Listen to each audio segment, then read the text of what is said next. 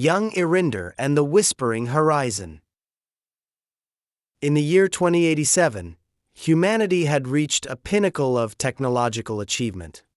Towering hypercities like Luminaris and Neovault pierced the heavens, their spires shimmering with holographic displays that danced across the skies. These cities were powered by quantum cores, capable of bending light and matter to human will. People lived in interconnected digital realities, where physical presence was often unnecessary. The air buzzed with drones delivering goods, while artificial intelligence governed everything from weather patterns to personal decisions.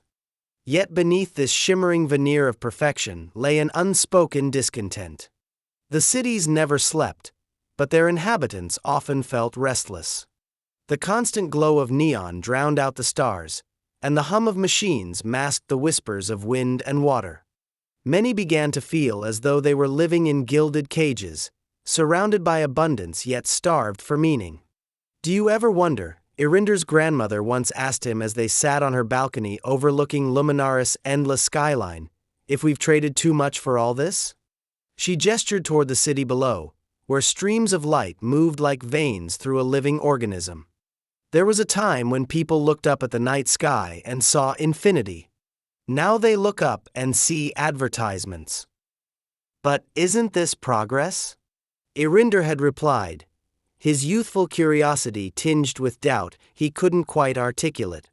"Progress," she said softly, "isn't just about what we build, it's about what we become while building it." Far beyond these glittering cities lay the Outlands, a vast expanse where nature still reigned supreme. Here, small communities known as the Rooted had formed, rejecting the relentless march of technology in favor of simpler lives attuned to the rhythms of earth and sky. They tilled soil with their hands instead of machines and told stories under starlit skies unspoiled by artificial light.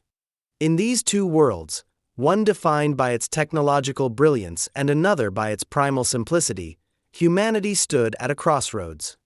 Would it continue to ascend into synthetic perfection or rediscover something ancient buried deep within its collective soul?